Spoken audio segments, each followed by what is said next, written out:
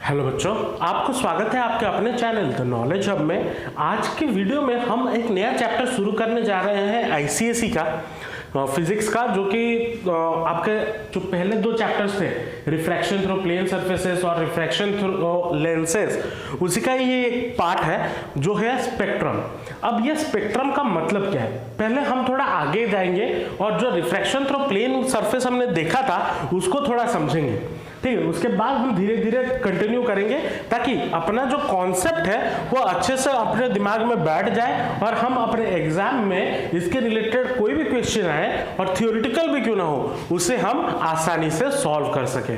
तो बच्चों, हमने वहां पे देखा था जो रिफ्रैक्शन थ्रू प्रिज्म, जब प्रिज्म में देखा था तो क्या हुआ था बच्चों, मान लीजिए ये आपका प्रिज्म है और प्रिज्म में क्या होता था, मान लीजिए एक ray of light incident light गिरा और वहां पे क्या होता था, ये एक बेंड होता था पहली बार। उसके बाद जब ये ग्लास मीडियम है, फिर ग्लास मीडियम से जब बाहर जाता था फिर से वो नॉर्मल से दूर जाता था, डेविएट होता था।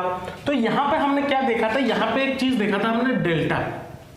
ये डेल्टा को हमने बोला था एंगल ऑफ डेविएशन। अब ये एंगल ऑफ डेविएशन का मतलब, ये जो डेल्टा है ना, ये टोटल एंगल ऑफ डेविएशन है। कैसे टोटल एंगल ऑफ डेविएशन है, मान लीजिए अगर ये लाइट ऐसे जा रहा है तो एक्चुअल उसका पाथ क्या होता, ऐसे जाता। अगर बीच में प्रिज्म नहीं आता तो बिकॉज प्रिज्म आ गया वो अपने रास्ते से हट के इस रास्ते में आ गया। अब अगर इस रास्ते में आ गया तो उसने मान लीजिए जो एंगल उसने डिवाइड किया उसे मान लीजिए डेल्टा 1, ये हमने मान लिया। अब ऐसे जा रहा था, ऐसे जा रहा था, फिर से और एक ग्लास मीडियम आ गया, फिर से उसे बाहर जाना पड़ा, तो फिर वो क्या किया, बाहर चला गया। अगर नहीं होता ये और ग्लास ही होता तो वो सीधा मूव करता, लेकिन एज बिकॉज यहाँ पे ग्लास खत्म हो गया तो वो ऐसे अपने पाथ पे चला गया, इस पाथ पे। तो यहाँ पे भी उसने एक डेविएट हुआ, इसे बोलते हैं डेल्टा 2। अब देखिए, अगर इस वाले पाथ को, इस वाले लाइट को हम ऐसे पीछे से प्रोड्यूस करते तो ये एंगल और ये एंगल इक्वल होगा। क्यों इक्वल होगा, क्योंकि वर्टिकली ऑपोजिट एंगल। तो ये हो गया आपका डेल्टा 2। अब ये अगर डेल्टा 2 हो गया, हमें पता है ट्रायंगल के लॉ से कि sum of two opposite interior angle is equal to आपका एक्सटीरियर एंगल। तो ये जो एक्सटीरियर एंगल आपको मिलता है ये वाला, वो आपका होता है डेल्टा। तो ये डेल्टा इक्वल टू क्या हो जाएगा, डेल्टा 1 प्लस डेल्टा 2, जो कि आपका टोटल डेविएशन है। तो यहां पे हमने देखा था जब प्रिज्म में लाइट गिरा तो वो अपने पाथ पे बेंड कर जा रहा था, लेकिन जब हम वहां पे पढ़ रहे थे वहां पे हमने ये चीज यूज किया था कि हम मोनोक्रोमेटिक लाइट यूज कर रहे थे। अब ये मोनोक्रोमेटिक क्या बोला है कि एक सिंगल कलर ऑफ लाइट हम वहां पे यूज कर रहे थे। अगर हम व्हाइट लाइट या फिर मिक्स्ड लाइट देते तो ये चीजें नहीं होती। तो कुछ तो जो फैक्टर्स पे ये चीजें डिपेंड कर रहा था या फिर जो डेविएशन हो रहा था किस किस चीजों पे डिपेंड कर रहा था, एक तो एंगल ऑफ इंसिडेंस, कितने एंगल पे ये इंसिडेंट हुआ, उसके बाद एंगल ऑफ प्रिज्म मतलब ये वाला, और तीसरा जो था refractive index of the material, मतलब ये जो ग्लास का मटेरियल था उस पर डिपेंड कर रहा था। अब हमने पहले भी पढ़ा हुआ है जो रिफ्रैक्टिव इंडेक्स और किस किस पे डिपेंड करता है, आपका वेवलेंथ पे और या फिर कलर ऑफ लाइट पे भी डिपेंड करता है। तो अगर refractive index colour of light पे डिपेंड करता है और डेविएशन डिपेंड करता है रिफ्रैक्टिव इंडेक्स पे, तो हमारा डेविएशन क्या लैम्बडा या फिर वेवलेंथ या फिर कलर ऑफ लाइट पे डिपेंड नहीं करेगा? जी हाँ, आंसर है जी हाँ कि बिल्कुल करेगा। तो जो एंगल ऑफ डेविएशन है वो हमारा कलर ऑफ लाइट या फिर उसके वेवलेंथ पे भी करेगा। अब उसको हम थोड़ा और अगर आगे पढ़े तो हम उसे और समझेंगे कि डेविएशन पे कैसे डिपेंड करता है। अब देखिए, मान लीजिए वैक्यूम है और अगर वैक्यूम में बहुत सारे कलर के रे ऑफ लाइट आ रहे हैं तो वैक्यूम में सबका स्पीड सेम होता है, चाहे वो कोई भी कलर का हो, वो उस पर डिपेंड नहीं करता।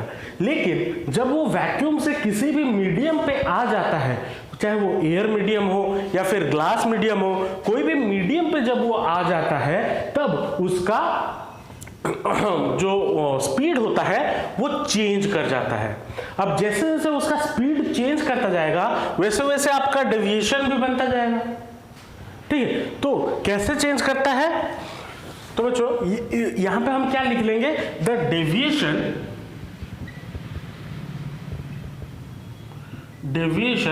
डिक्रीजेस एज द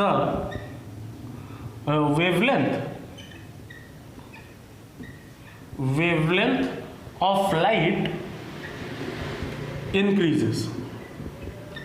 मतलब अगर आपका वेवलेंथ ऑफ द लाइट बढ़ रहा है, लाइट का जो वेवलेंथ है वो धीरे धीरे बढ़ रहा है, तो जो आपका डेविएशन होगा वो वेवलेंथ अगर बढ़ रहा है तो डेविएशन घटेगा।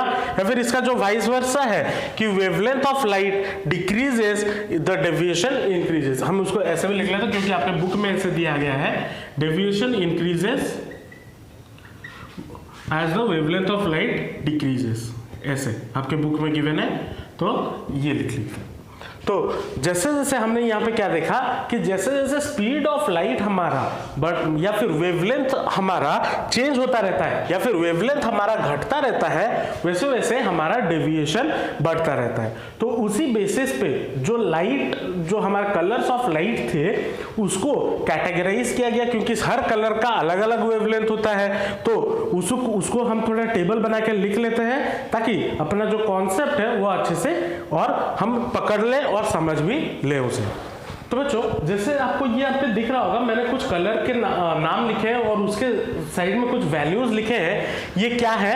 ये कुछ कलर्स हैं और इनके कुछ वेवलेंथ्स, जो जिस वेवलेंथ, इनका जो वेवलेंथ होता है ये अप्रोक्सीमेटली इसी बीच में लाई करते हैं। अब आप में से बहुत बच्चे ऐसे होंगे कि सर आपने तो बस सिर्फ 7 ही कलर लिखा है, लेकिन अब हमारे पास तो बहुत सारे कलर है। जैसे पिंक में आपका बेबी पिंक, ये पिंक, वो पिंक, लड़कियों का तो बहुत कुछ कलर होता है। लेकिन ये जो सारे कलर्स है ना, जो हमारे व्हाइट लाइट से निकलते हैं या फिर व्हाइट लाइट से जो स्प्लिट होकर निकलता है, क्योंकि सूरज से जो हमारे मेन सोर्स ऑफ लाइट कौन सा है? सूरज। अब सूरज मतलब कोई लड़का सूरज नहीं, हमारा जो सन है, तो जो सन है उसमें से जो लाइट निकलता है वो आपका होता है व्हाइट लाइट। अब अगर वो व्हाइट लाइट को आप स्प्लिट करते हो या जो व्हाइट लाइट में से जो कलर निकलता है, हमारा जो रेटिना है कौन सा कलर को अच्छे से पकड़ पाता है, ये सातों कलर को अच्छे से पकड़ पाता है। उसके अलावा बाकी तो बहुत सारे कलर हैं जिसको हम इसके साथ वो मिक्स करके ये करके निकाल सकते हैं, लेकिन ये जनरली ये 7 प्रोमिनेंट कलर होते हैं जो हम अपने आंखों से देख सकते हैं और उसे डिस्टिंग्विश कर सकते हैं। तो यहाँ पे जो लैम्बडा लिखा हुआ है वेवलेंथ, उसके साइड में मैंने लिखा है इन एंगस्ट्रॉम। एंगस्ट्रॉम क्या होता है? एंगस्ट्रॉम एक यूनिट है। 1 angstrom is equal to 10⁻⁻10 metre होता है। तो उसी हिसाब से हमारा ये वेवलेंथ है। तो यहाँ पे अगर हम देखें, वायोलेट का सबसे कम वेवलेंथ है, ठीक है, मिनिमम सबसे कम इसका है और सबसे ज्यादा वेवलेंथ आपका रेड का है। तो इसमें जैसे मैं यहाँ पे बोला, the deviation increases as the wavelength of the light decreases.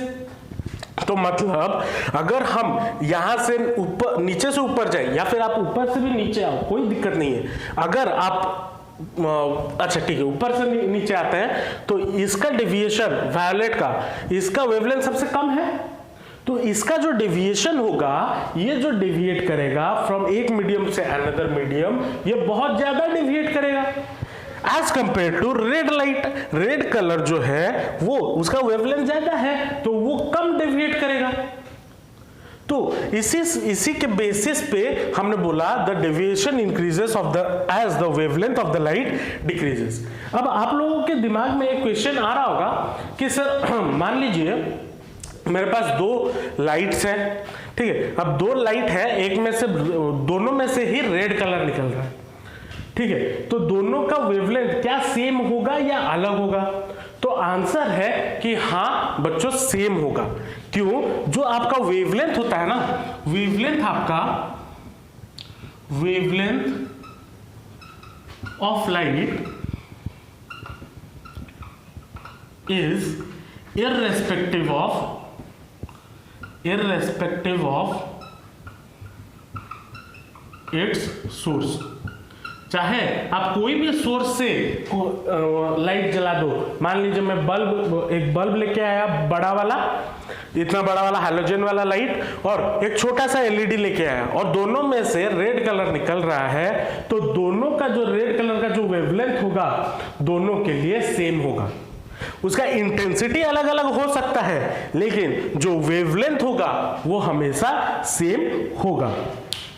तो ये थे आपके जो बेसिक इंट्रोडक्शन या डेविएशन के बारे में हमने कुछ चीजें सीखा अभी, और हमने समझा कि जो डेविएट कैसे होता है।